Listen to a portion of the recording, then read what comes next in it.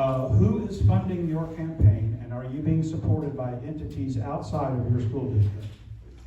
No, I'm not. I'm funding my campaign through Livingston for FISD, and my wife is the treasurer. There is no outside funding. Okay, thank you. My funding is from my family, and I'm not receiving any external PAC money. Okay. That gentleman over there, for the most part, and the Natalie Abear campaign. No, I have not taken any money from any outside sources. My campaign treasurer is a friend of mine from college who I've known since 1998, and she's also a teacher here in Frisco ISD. Thank you. Funding my campaign is self-funding plus individual donors. I'm not being funded by any outside entities. Okay, beautiful.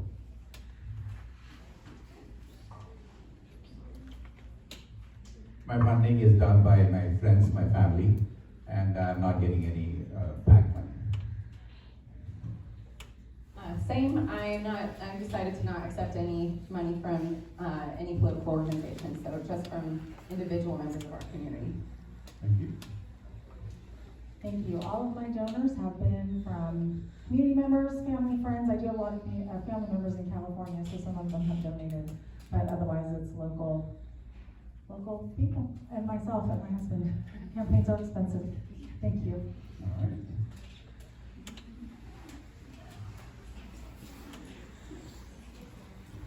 My campaign is self and family and friend funded. I have not accepted any PAC money, nor will I. I'm funded by myself and a few friends and family members, but I really don't have a problem with taking money from anybody who believes in what I believe. So I don't care if it's from the moon, I'll take your money. I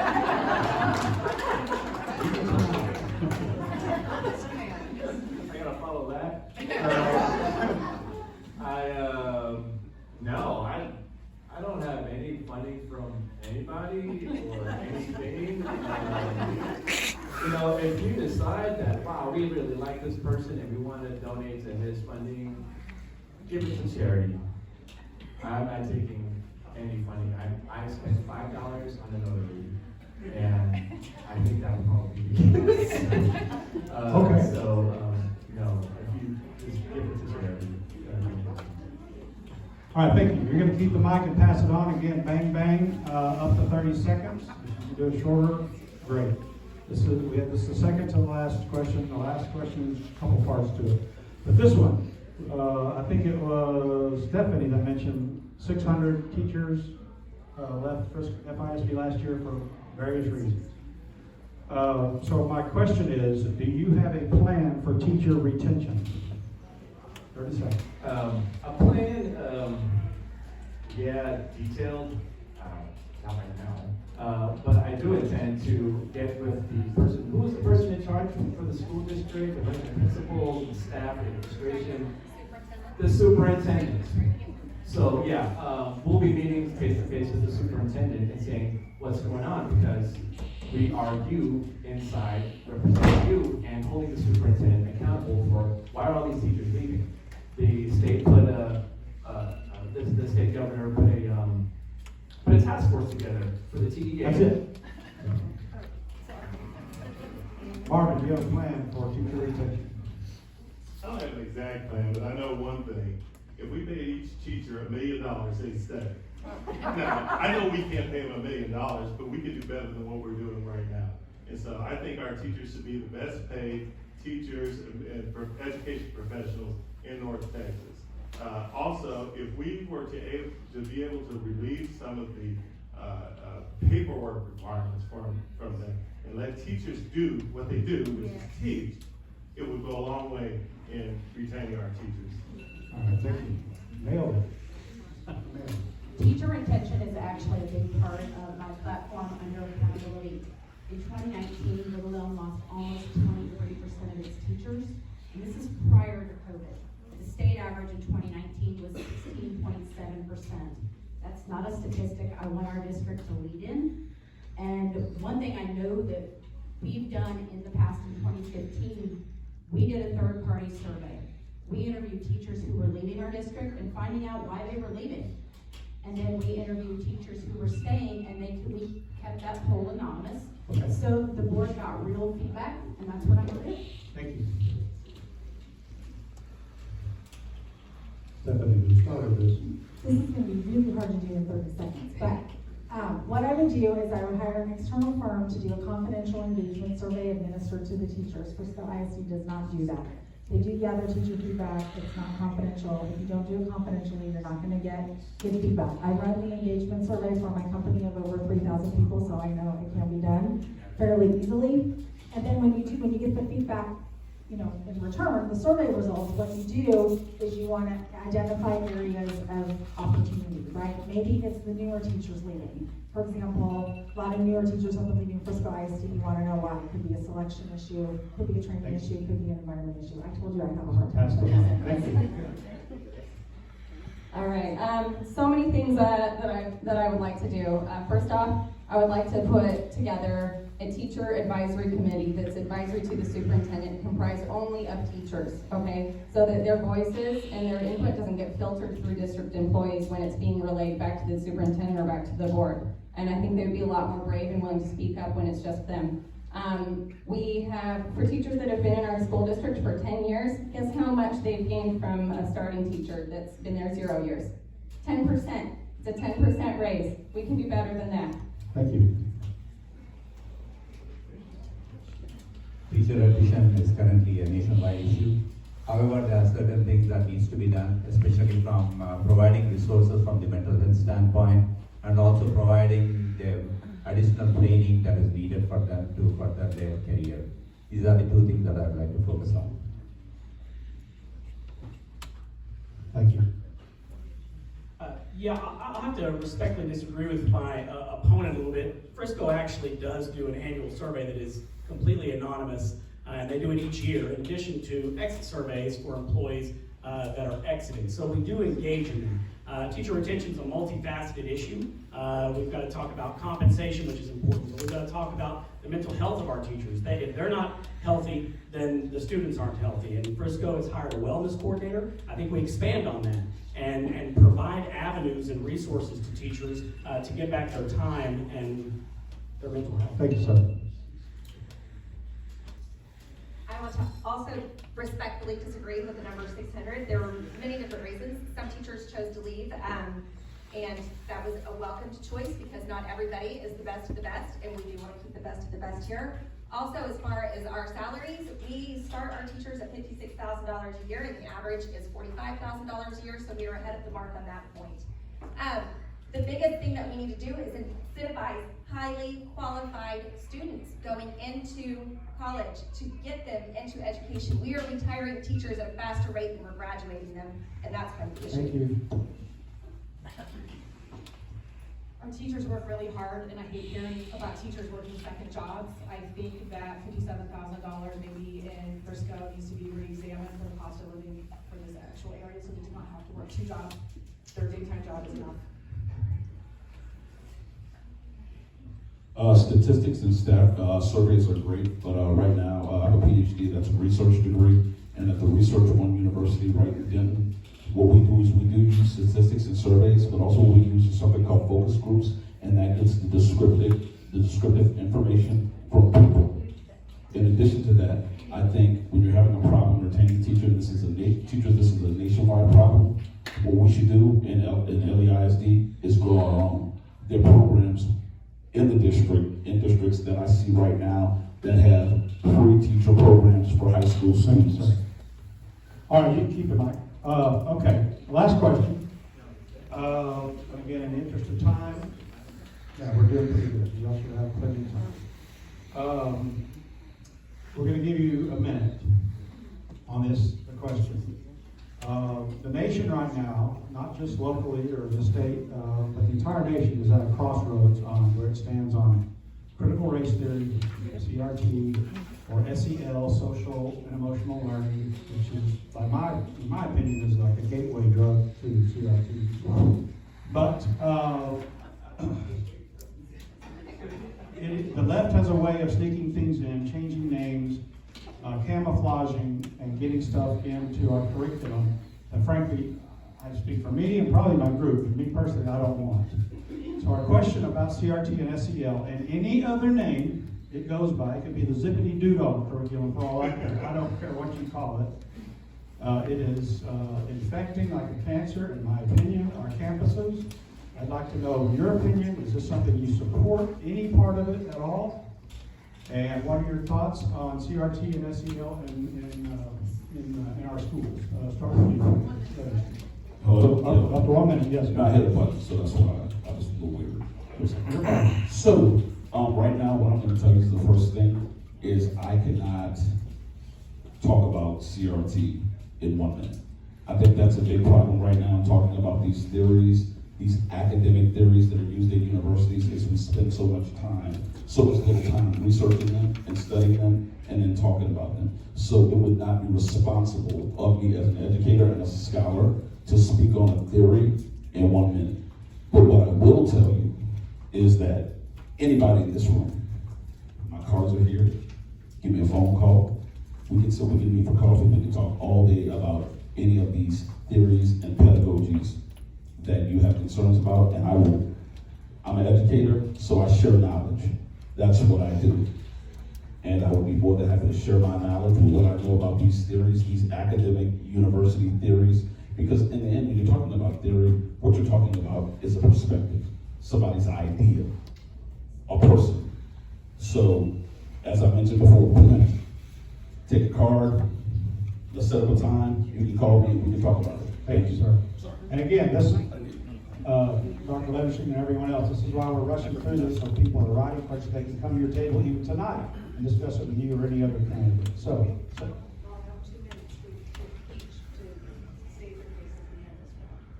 Okay.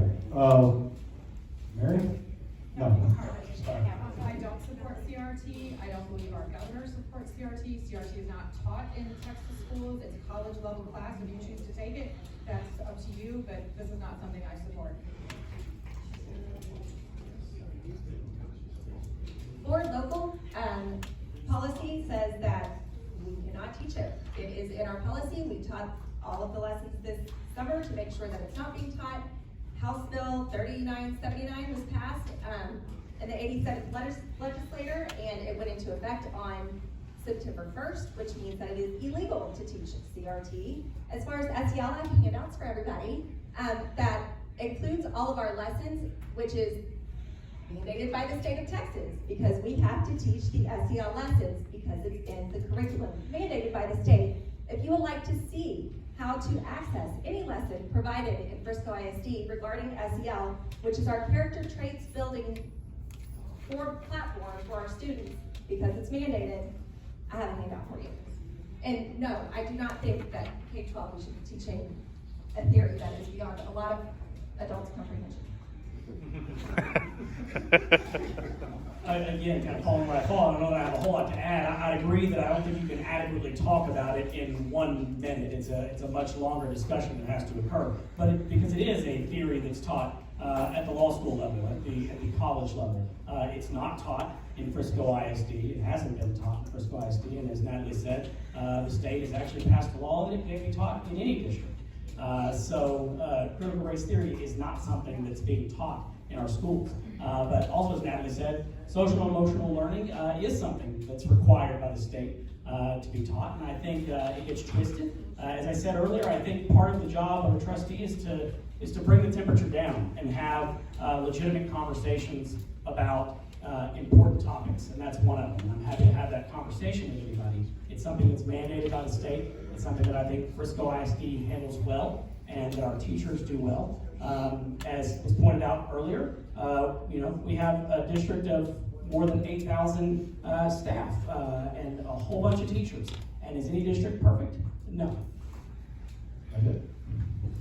Thank you. All right. I don't know how much I can add after Natalie and others have spoken. So CRT definitely is not meant for schools, and that's the reason the governor has passed it. I mean, the law has been passed. So there's no way that the Frisco School District would do anything that is not legal. And at the same time, social emotional learning, as Natalie has mentioned, it is a part of the need that we need to focus on. But one thing that I would like to ensure, or have everybody refocus is that have the children, teachers, student-centric decisions, so that we are not imposing the national issues on our school district. We definitely need to focus and then fix the things that are not correct. I don't say that we are perfect. We need to always continue to improve and then fix the things that needs to be fixed. But at the same time, from a CRT standpoint, it's a big no. Thank you. All right, I think that this question tends to get complicated because people get lost in just the term CRT, okay? So I'm gonna just be really clear. What I'm against, you can label it whatever, what I am against is a child being given and labeled and being told you have a rigidly defined role in society that is based upon your race, okay? So call it whatever. We should not ever see any of that in our schools, okay? And once in a while, I think there has been an assignment that I've seen a couple where it's like, okay, that seems kind of inappropriate, right? Maybe just call it inappropriate, rather than saying that's not happening here. Why don't we gather the parents in and say, let me see that, show me, let me listen, and actually validate parent concerns. I think that would do more to decrease some of the heated temperature they're talking about than telling them it's not happening and that they're crazy. So, SEL, I'm going to be really clear on that. That's it. Oh. Thank you. Hi. Again, this is really hard to do in such a short period of time. The law that was referred to relates to social studies, and a lot of the examples that parents and teachers actually have sent to me, that would be, I would call critical race theory inspired, have come through language arts. So I'll just start with that.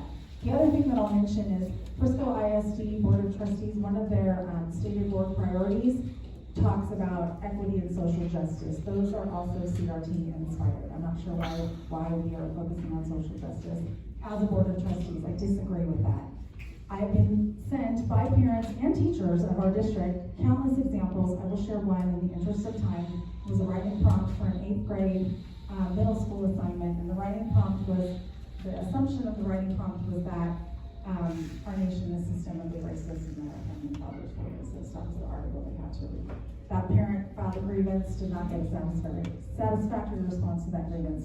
I have other examples that parents and teachers and students, quite honestly, are sending me as well that I can share after the meeting. I have them on my laptop, happy to share. So thank you. Thank you. Folks, after this, we're going to have a Q&A with the candidates. So you all have your questions ready.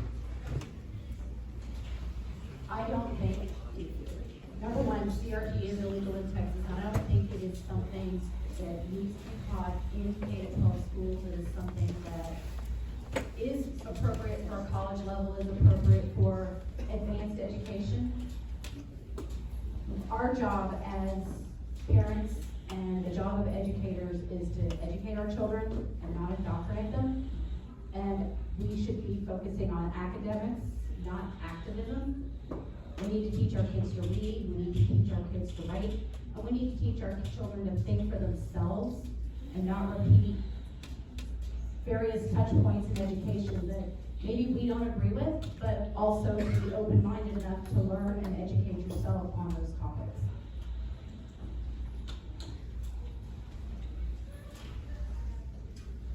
If you see my signs around town, they say no to CRT. And what it says under that is critical race theory influenced education. Nobody's teaching CRT. There's not a course that you go to and they sit down and, hey, this is what CRT is. What happens is our educators, administrators, and people like that are taught this in college, and they come back and they put it on our students. I will give you an example. Now remember, people said no CRT is being taught in school. This is an example of something that was in our curriculum, okay? It's a picture of 2 racetracks. One is a straight racetrack, and the other one is a circuitous track. And on this, thank you, on this it shows a black man on the circuitous route, and he has all these things that have all happened to him. That means that he cannot get ahead, okay? And the white person has a straightforward path to the finish line. I want to ask you, it's just lay people, do you think that's CRT? Yes. My opponent says it's not CRT, and they don't teach it. But this is what happens. This is how this kind of, for lack of a better word, crap gets in our schools.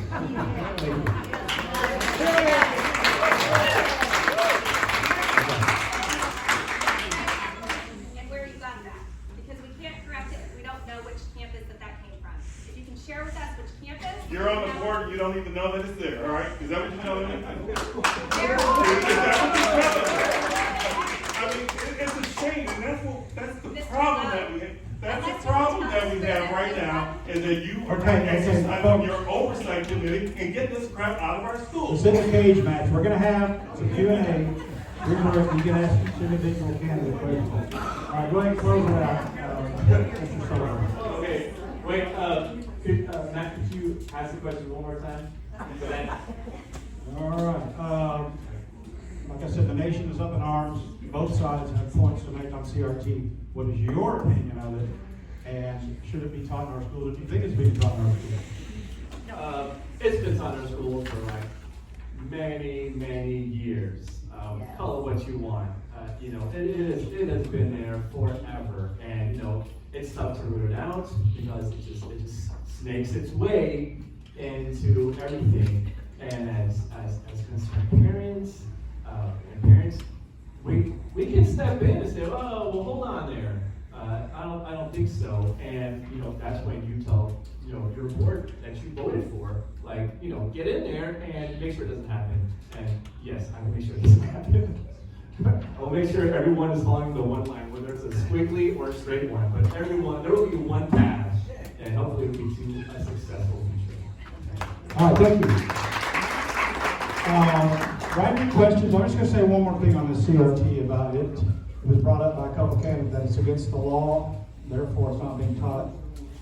Just because something's against the law doesn't mean it's not happening. It is still, I assure you, being taught. And how do I know this? I'm a retired cop, 35 years, and guess what? It's against the law to be intoxicated and operate a motor vehicle. How did I put all these drunks in jail? Didn't they know it was against the law? Officer Dawson, how did you do that? I don't know. It's against the law. I don't know why they're doing it. Just because CRT is a violation against the law doesn't mean it's not being taught. So, we're going to do some Q&A. Raise your hand if you have a question for each individual candidate. And the lovely Vanna.